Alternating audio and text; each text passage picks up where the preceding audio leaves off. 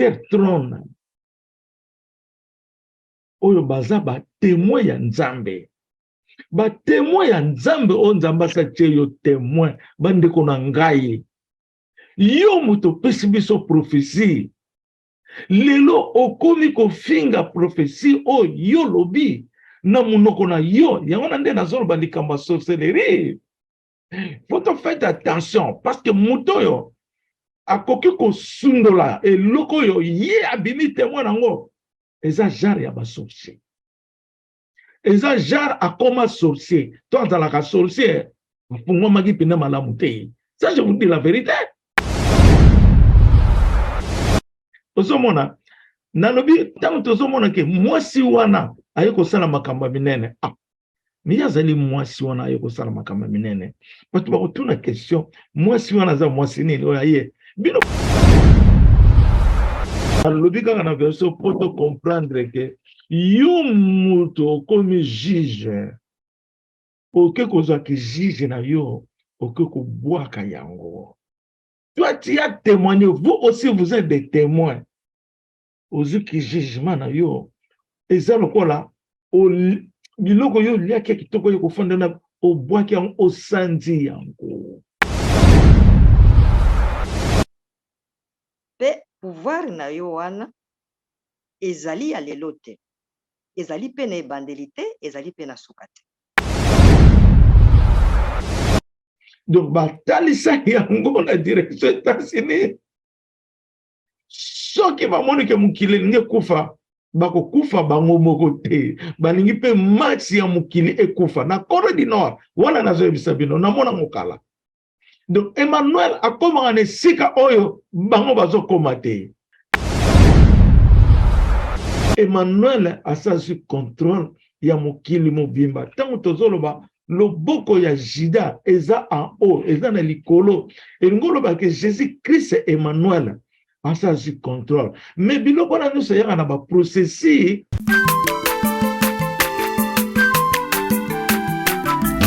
aza mwana moto te po akosa ngai abongwani pe te po awangata Nzambe ya le Nazarien, le Nazarien, le Nazarien, le Nazarien. Ebana kitoko koma mokondima atako babakolaki mafuta na mosakolima lelo ya yo bolingo ebateli le Nazareth lipamboli oyo emonanaka te mpeni mama kandi elobi kolapie mapapu masopi mafuta tokokisika na longo na Nzambe oyo babenga na makomi Jésus. Amen. Amen. Je lis au nom de Jésus-Christ dans le livre de l'Apocalypse 20, versets 4 à 6. Et je vis des trônes, et à ceux ici assirent fut donné le pouvoir de juger. Et je vis les âmes de ceux qui avaient été décapités à cause du témoignage de Jésus et à cause de la parole de Dieu. Et de ceux qui n'avaient pas adoré la bête, ni son image, et qui n'avaient pas reçu la marque sur leur front et sur leurs mains. Ils revinrent à la vie et ils régnèrent avec Christ pendant 1000 ans. Les autres morts ne revinrent point à la vie jusqu'à ce que les 1000 ans fussent accomplis. C'est la première résurrection. Heureux les saints et heureux et saints ceux qui ont part à la première résurrection. La seconde mort n'a point de pouvoir sur eux, mais ils seront sacrificateurs de Dieu et de Christ et ils régneront avec lui pendant 1000 ans. Amen. Amen, amen, amen, amen. Omoni na lingi na tira attention na ngai na eza ndenge moko ndenge totangaki na chapitre Apocalypse 21 oyo to Bible ezo parler sur tabernacle de Dieu na bato oyo Nzambe atindi epai na ye moko Nzambe alobi aye kofanda na kati na bango. C'est là où nous sommes aujourd'hui.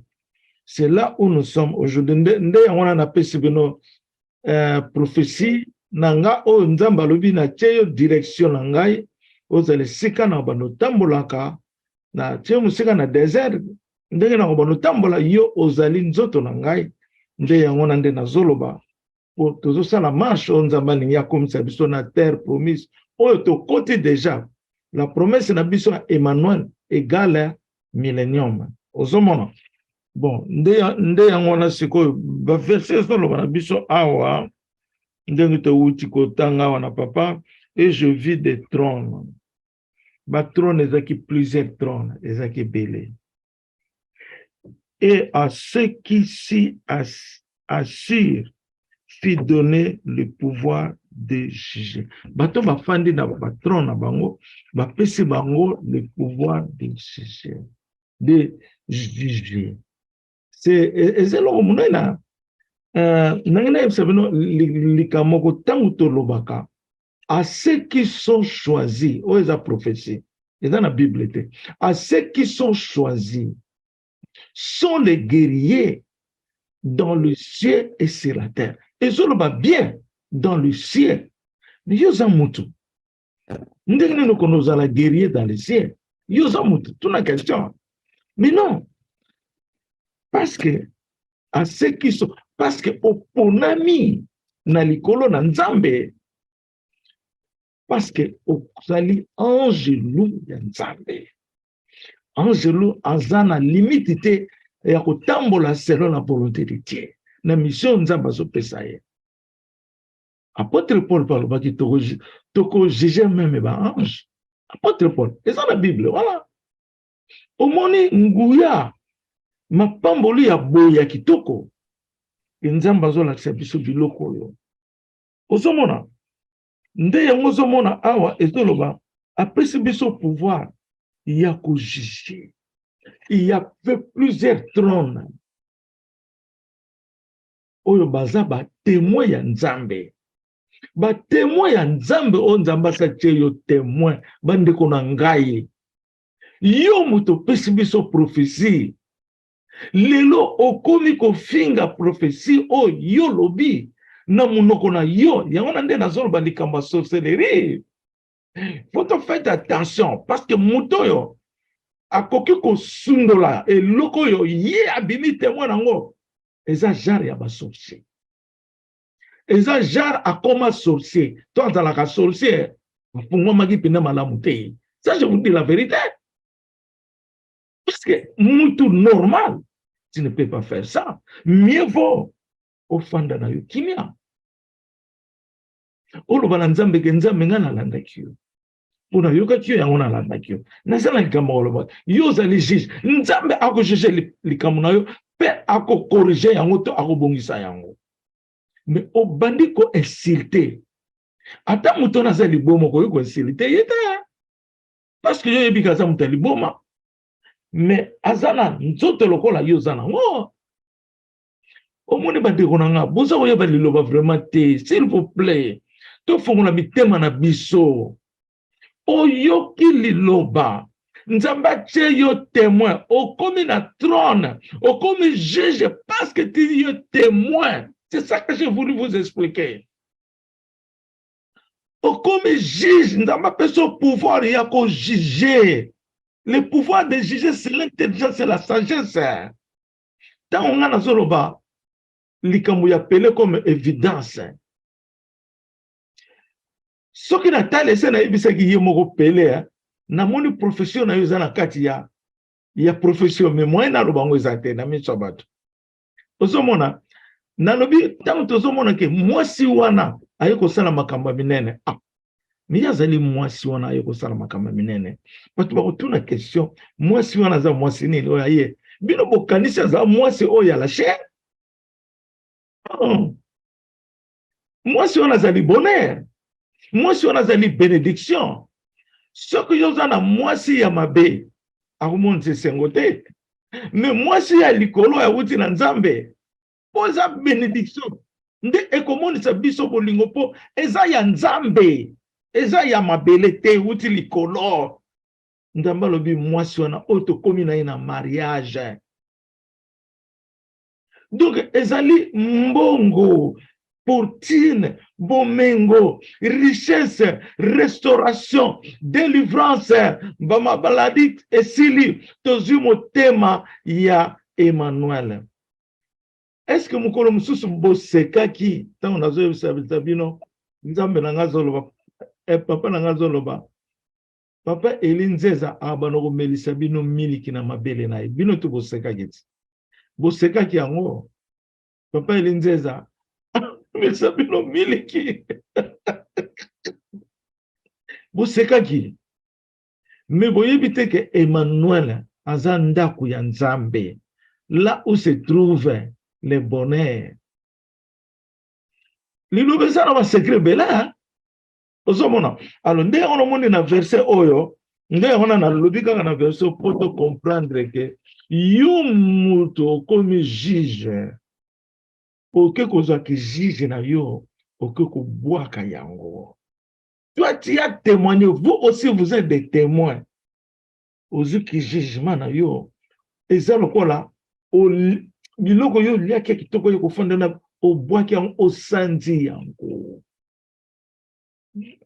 Soki toke n'apôtre Paul toko peso tambote te toko sambelela yo pete. Soki toke na version ya apôtre Paul toko sambelela yo te, il était méchant azaki blague te. Soki toke na Bible non, on te oublie parce que c'est le loko yo même pas ya kokos ko sale loko ndenge wana te. C'est trop grave. Le boyo kango. Boyo kango. Il y a des conséquences. Na robonde la rabino te.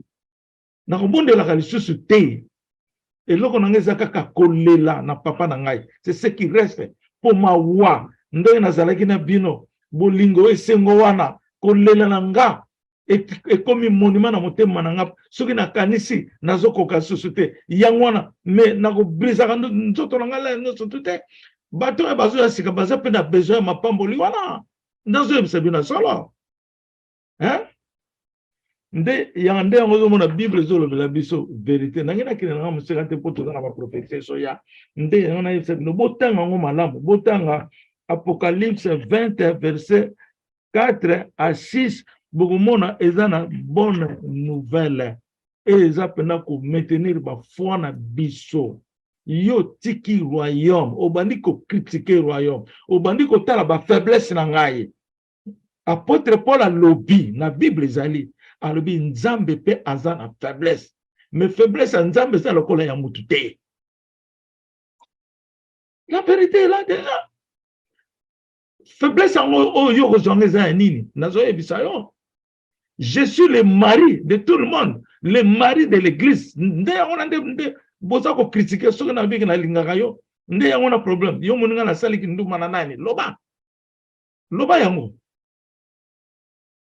Parce que vous aimez toujours critiquer. Critique. O ezana kacha mitema na bino. Mais yebaka ke tango côté na page ya critique. Côté na sorcellerie inconsciente. Au sambele la moto, au sambele la papa na otango yoki mabe, ah te na yoki bien te photo sambela papa na so akoza osane preuve na ngopete. Mais sambela kaka que la volonté de Dieu soit bénie ici. Ça va commentaire à busoba. Hein? Congolais, yona na lobaki ya. Ba 98%, ba 98%. Baza rempli na l'esprit sorcellerie. Il y a Jézabel, ba Python, oye lobisa bino makamba lukuta, de mauvaises imaginations. Mauvaise imagination. Moussala na bino ko critiquer. Vous commencez même à critiquer vous commencez même à critiquer les choses graphiques. Otozo sala. Vous critiquez même naba graphique. Papa Nanga Lobi, tu es la source intarissable de toutes tes connaissances. Vous avez passé nini. Pas ça la graphique, vous avez ça dans le royaume. Vous avez lelo. Et comme jalousie. C'est la jalousie. Papa Nanga, aza ingénieur en construction, aza na spécialisation sur mukili, azali architecte. Ce qui oye na Washington DC, mona nanga ya mwasi ya memaka ngai na musée ya Bible.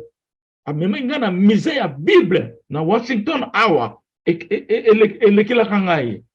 Bazo koma penda nzambe aza architecte, aza ingénieur, aza na ba qualité oyo bato bazana ngo. Ça vient de lui, la source intéressable de toutes les connaissances au nom de Jésus-Christ de Nazareth. Vous faites que tout, mais vous ne connaissez absolument rien. Vous me faites, vous faites des recherches à Simon Kimbangu. Vous ne connaissez pas Simon Kimbangu. Botunata Tamba Yem Sabino qui est Simon Kimbangu. Vous ne connaissez rien, vous faites que parler. Simon Kimbangu, vous ne le connaissez pas. Boye bien belé. Vous êtes des professeurs qui connaissent tout. Mais parce que quand vous commencez à critiquer, la réponse est là. En esprit et en réalité.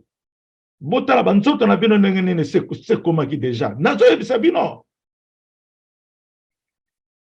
Emmanuel a un pouvoir d'autorité supérieure na likolo na mabele. Autorité suprême na likolo na mabele na yebisa ki bino. Je dois parler. Naza misu na sete, misu tele likolo. Aza aigle jida na boma rabalion. Lelo, eza makamako lobate. Bitumba bozo kobundisanga. Lelo, vous connaissez ce que je vis? Vous connaissez ce que je vis? Vous critiquez des choses que vous ne pouvez même pas critiquer. Ah, Luka Lola. Attention, mon ingai na sali mabe yo za ne preuve na ngote. Okoko sambela te. Moi, je prie pour tout le monde. Na sambela kapona batu nyonso na mokili mobimba. Na yeba yo na musuni, na yeba yo na musunite. Mais papa na nga na molimo ayebi bino nyonso. Il m'a fait vivre alpha et l'oméga pour prier à tout le monde, qui que ce soit. Mais moutona bino bozo niataye, mikolo nyonso bo niatakaye, nde yangona papa na nga lobia. La personne qui sont en train de maltraiter, bazo yeba teke ye wana za mwinda ya bomoi. Vous êtes les aveugles. Nazolo ba ona batu nyonso tuté. Continuez toujours à manifester vos désirs bizarres.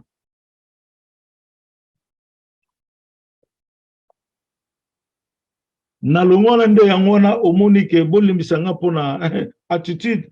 Esa attitude photo loba parce que ceux qui te lobité autorité on a batu ba komona ngote. J'applique mon autorité que mon père m'a remis et puis boyo on sous là.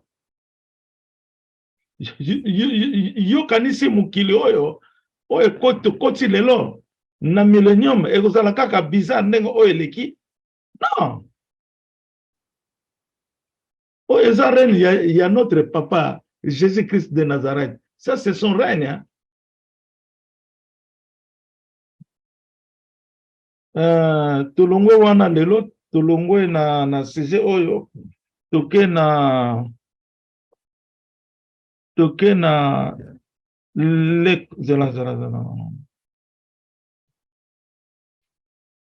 nakena prophétie mususu oyo landi nayoki l'esprit saint m'a dit ezaki na date ya le 21 mars l'esprit saint azobenga le roi des rois na bi papa nanga vraiment aza ko confirmer ngai ya solo naza le roi des rois. Je suis le roi des rois. Ozomona nazali le roi des rois. Mokonzi ya bakonzi. papa nanga azobenga ngai le roi des rois. Ezali révélation na zwi mpona na témoigner bino yango. Nake na mokolo mosusu elandi prophétie ya jeudi le 23 mars 2023 à 4h33. Nous, ainsi dit l'Éternel, nous passons un temps de crise financière. Il faut que ce temps-là soit fermé et soit bâti pour que le temps de Dieu arrive. Je répète, ainsi dit l'Éternel, nous passons un temps de crise financière. Il faut que ce temps-là soit fermé et soit bâti pour que le temps de Dieu arrive. Donc, tout ça qu'on vivre le temps à passer, surtout temps financier. Donc, le temps de crise financière.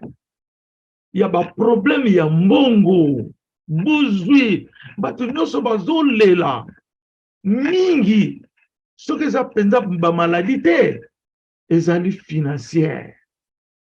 Nzamba zolo ba mauvais temps tozoleka, ezali yangoyo. Nzamba zo pesa biso tsukoyo, le plan de la vérité. Nous ne parlons pas n'importe quel plan, mais nous parlons le plan de la vérité. Alors bien, il faut que ce temps-là soit fermé, et kangama, et si là, et soit bâti,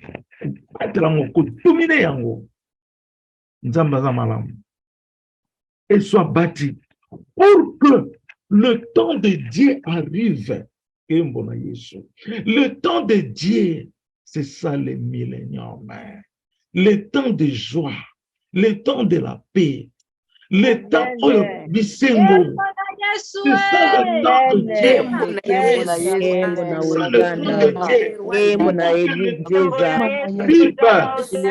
C'est là où nous sommes dans le royaume de la vérité.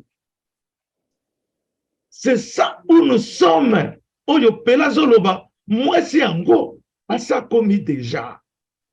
Mais ce temps déjà est pointé, est arrivé. Mais tu as tout le monde a exhibition. Tout le monde a réalité.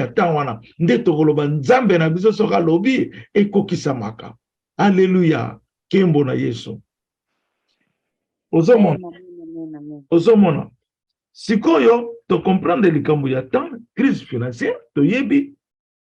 Tout ça na patience, tout la réalité ensemble. Ndenga okopisa.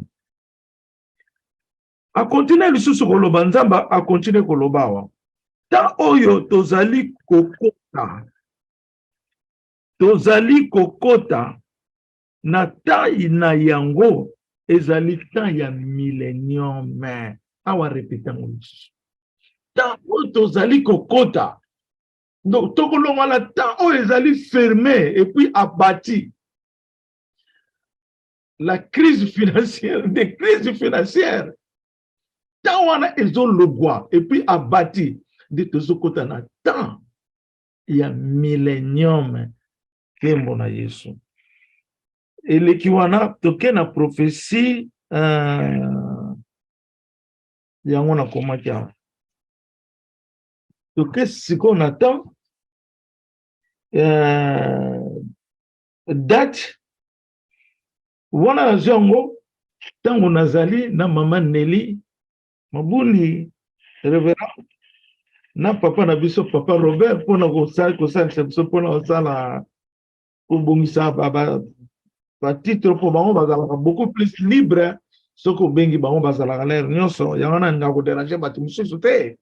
Mais na koki pe ko déranger bino, mais bango bazala toujours disponible. On a préféré quand Zambie a sali que nous avons bango. Nelly pe ko yebie musala ne asala yango. Ça c'est son travail. Bon, tant oyo tozali kokota, bon wana kuna na ko répéter le soutien na lobia millénium. Nde vers 13h na komaki RT lelo tango tozo préparer temps wana tango na yebisi bango siko photo sala graphique siko na bando kanisa tokosala graphique na sujet nini po tozosala graphique ya millennium tokanisaka tokosala yango ndenge nini image tokosala yango ndenge nini mbala nazwi révélation kaka ntango nazokanisa nazwi révélation namoni vie moko mobange mpenza mobange apesi nga nzete yango ya kala apesi nga nzete mbala moko vision elongwe nayebisi papa Robert na révérend Nelly nalobi wa tozwi réponse plan oyo tozosala na graphique na biso bato bazofinga graphique mais nzambe ayo kopesa biso image ya graphique tu vois ozomona nzambe apesi biso image ya graphique nzambe ye moko namoni ye vraiment trop vieux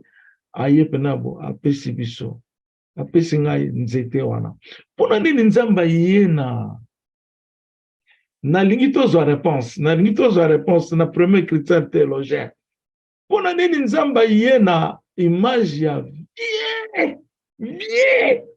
mpe nzete eza ya kala aye kopesa nga nzete wana mpe nasimbi yango boye vieillesse wana nzambe amonisami nango elingi oloba nini nzete wana elingi oloba nini opesa réponse bofongola micro mpo bato ya mokili bayeba niveau bino bozala yango bozalaka esika nini e boza na kati ya live ya nzambe boza na batrone na bino bofandi wana bofongola micro vieillesse wana elingi oloba nini vieillesse elingi koloba nini nzete wana elingi koloba nini zwata 1 minute ya réfléchir, ne précipitez pas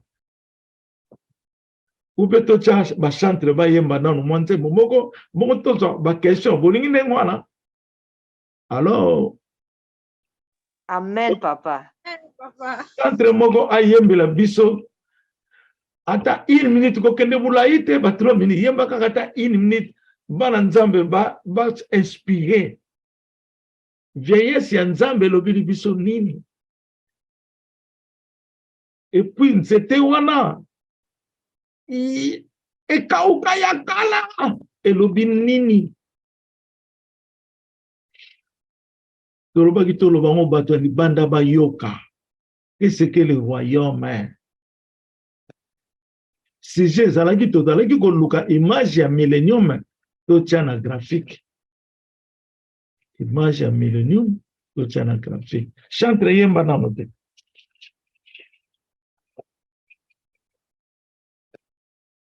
lokola chantre nazoyemba na déplacer moi moke peut-être 1 minute et demi nazoya amen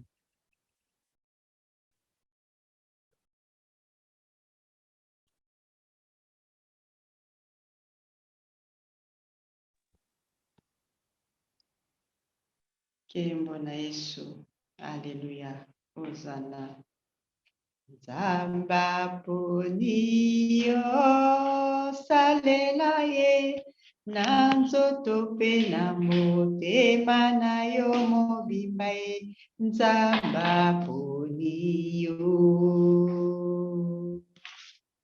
nzamba ponio salela ye na nzoto pe na motema na yo mobimba ye nzamba ponio osalela ye nzamba ponio elinzenza na nzoto pe na motema na yo mobimba ye nzamba ponio osalela ye nzamba ponio Emmanuel na nzoto pe na motema na yo mobimba ye nzamba ponio salela ye nzamba ponio le roi divin na nzoto pe na motema na yo mobimba ye nzamba poni yo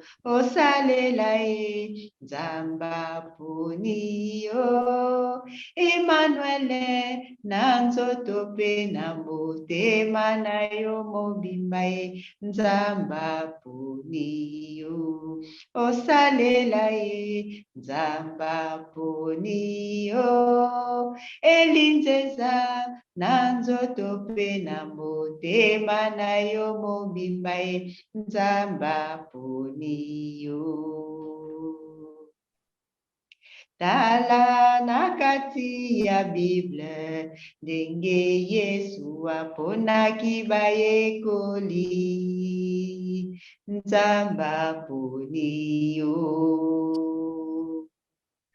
tanga na kati ya Bible ndenge Yesu aponaki bapostolo nzamba poni yo osalela ye nzamba poni yo elinzeza na nzoto pe na motema na yo mobimba ye nzamba poni yo osalela ye nzamba poni yo Emmanuel na nzoto pe na motema na yo mobimba ye nzamba poni yo osalela ye nzamba poni yo le roi des rois na nzoto pe na motema na yo mobimba ye nzamba poni yo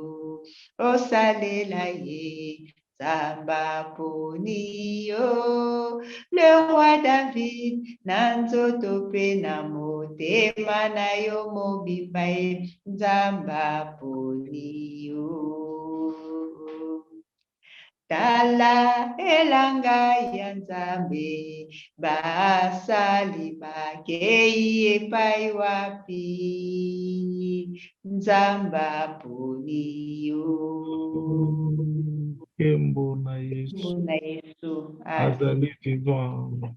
amen il est vivant amen Elembo oyo na tio oyo bozomona elembo oyo ntango na bandaki koyamba Yesu na nsima ntango namoni Jésus Christ maboko na ezalaki boye pembe symbole oyo elingi koloba nini toza moko maboko ya liboso namonaki na Yesu première vision na ngai komona Yesu kaka maboko boye elingi koloba toza ngai na yo ntango napusani mpona koma epai azalaki ayebe kokoma boye te naye komedite ifo nazwa baptême nde nazwaka baptême nde tokomi moko donc fo nzela ezala wana napesi bino eloko mosusu na boyoka te bon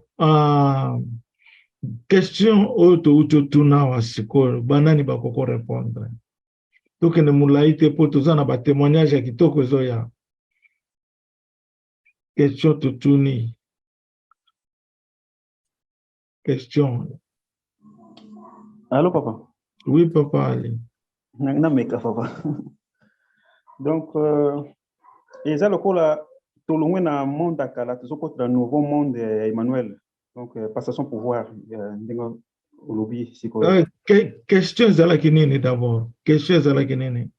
Question ezalaki omonaki nzambe aye na forme moko ya vieillard pena makasi azopesa nzete na maboko. Elingo loba nini?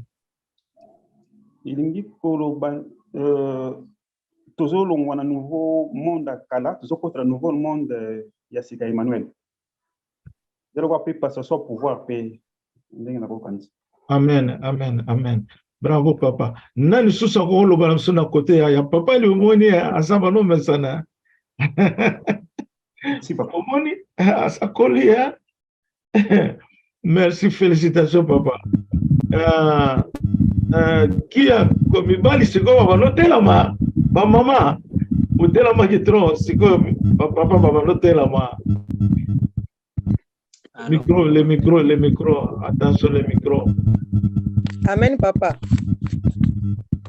C'est le gouverneur Mouroula qui veut parler maintenant. Son micro n'est pas bon. Oui, papa. Merci beaucoup. Merci, mon roi, pour la parole. Je voulais juste dire que non, celui que vous avez vu là-bas devant vous, c'était vous-même. C'est-à-dire, vous êtes l'ancien des jours. Vous étiez avant même le temps. C'est vous-même qui est revenu. Amen. Alléluia. Et l'arbre là,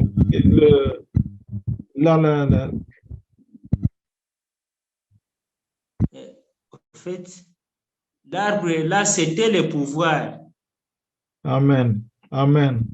Amen. Qui peut encore nous répondre? Merci, papa, bravo. Qui peut encore nous répondre? Allô, papa. Oh, maman Nangaye, na yo kaka yo sute, hein? Musala, papa, na l'autre na musala. Amen. Allez. On a pas ça bien. Amen, papa, pour la parole. Nangolo na papa. Amen. Oui, papa, Nangolo. Papa, merci pour na loba, nangina loba. Elakisi ke tobandi mbula tokoti na monde ya sika nzete wana eza ye moko nzambe apesi yo doki nzete wana eza yo moko pe kaka. Alléluia. Merci, merci maman, bravo. Ino nyonso misato bozuba bravo. Nani susa koko répondre biso? Amen, papa. Shalom, mon Dieu, mon Dieu. Merci, mon Dieu, pour la kupesanga lelo. Ngai na ko répondre na komaki awa na zongi na ntembo oyembaki. Oyembaki millennium etangamaki na yo Emmanuel kaka. Pe ngai na komaka tango nyonso yo ozalaka ancien du jour pe pouvoir na yo wana ezali ya lelo te, ezali pe na ebandeli te, ezali pe na suka te. Weske millennium ndenge oyembaki na nzembo wana nakomaki awa oyembaki na nzembo wana millennium etangamaki kala. C'est-à-dire yo lokola ozali ancien du jour okanelaki yango depuis kala. Amen, mon Dieu, moko. Amen, amen, amen, amen. Tokolobaka bravo parce que olobi na yembaki yango na nzembo millennium ezanga imoko wana solo. Le nouveau monde ndenge mama na biso mama kese lokola na mona Yesu te mama nane mama mama na ngawutolo. Mama Makiese. Mama Makiese. Amen, amen. Sikoyo olobi bien ma fille Esther na yembaki yango na nzembo millennium ezanga donc ozongi na prophétie akala. Amen. Bon, nani nzango te to continuer. Toutes les 4 réponses sont bien. Ezali bien, ezali pouvoir, ezali nouveau monde, ezali millénium, c'est ça. Donc, Nzambe aiko confirmer vision oya pesi biso. Aiko confirmer vision oya pesi biso ya mokili ya sika. Kolobalanga ki yoza mokili ya sika. Boyebi ke na melaki globe terrestre. Nyonso na meli yango papa na ngalobi mela globe na melaki yango. Donc na lerona na melaki yango batu ba yebinga ite. Menzamba zola sanga yoza mokili ya kala oye kosala renaissance ya mokili ya sika. Pona zalaki na ngai oya atonga kailanga ya Nzambe esprit ozomona eloko na ina loba yango wana. Merci beaucoup. Ce que mutakoko loba so loba kita loba po to continuer. Bon, namoni to continuer na prophétie. Prophétie o na ina loba sikoyo il y a vendredi le 24 c'est na bandaki koyebisa bino ngo Emmanuel o bino boyebi o biso nyonso toyebi nzambe alobaki Emmanuel azwi contrôle ya mokili mobimba se tolobaki yango. Mais Emmanuel abandi kosala ngo mécaniquement siko na contrôle azosala. Et c'est na yebisi bino nazalaki na bamindele na koti na bamboko na bango boye na yebisi bino naza na côté Chine nazana na ba Thaïlande nazomona bazali nazomona ba Congolais na yebisi bino na bandaki ko yebisa bino na bato baza bien na bato baza difficile. Emmanuel azali ko vivre bango vis-à-vis en esprit et en chair. Ozomona mais lelo lelo zaki somo lelo na vivre ngai moko na komaki yango mo muke awa quelque part awa mais na yebisa bino na komaki awa je vois j'étais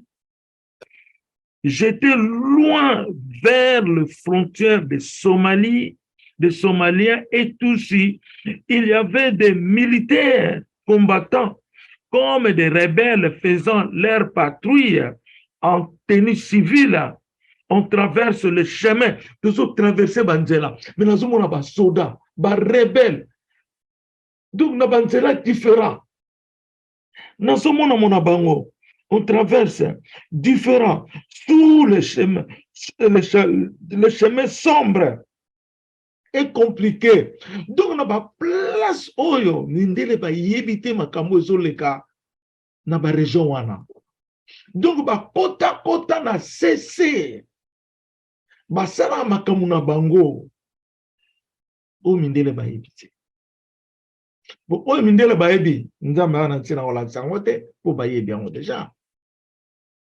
O yebi ke na mona pe, ça c'est ya tango kala na c'est les gars d'abord 5 ans 6 ans na mona pe na Corée du Nord ba implantant ba nucléaire oyo ya nucléaire ko ba bombe atomique ba planta yango na se ya mabele ba kanga yango na se ke mindele ba détecter yango te peut-être ba yebi mais po ba mona te. Donc ba talisa yango na direction États-Unis soki bamoni ke mukili nge kufa bako kufa bango moko te balingi pe match ya mukili ekufa na Corée du Nord wana nazo yebisa bino na mona mokala. Donc Emmanuel akoma na sika oyo bango bazokoma te bayebite ozomona lelo na komiti na Somalie na komaka tina Brésil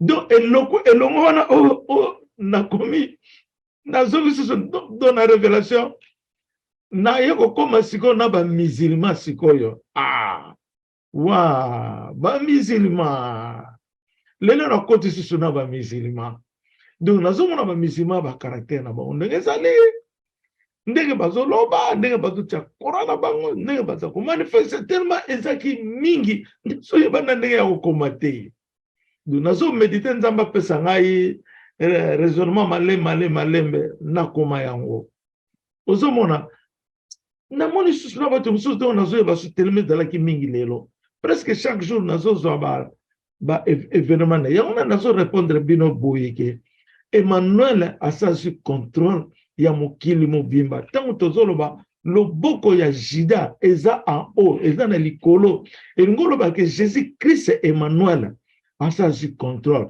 mais biloko na nyonso yaka na ba processus tant tozoloba si contrôle to mona pe kaka makambo changer kaka malamu bote makambo molimo na musuni eza ndenge moko te.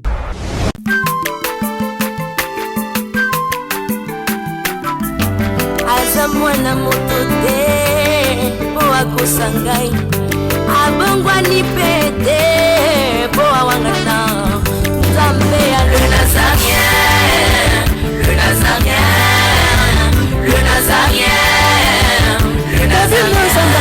Ebana kitoko koma mokondima atako bapakolaki mafuta na mosakolima lelo ya yo bolingo bateli le Nazarien lipamboli oyo mona na katempeni mama kanti lobi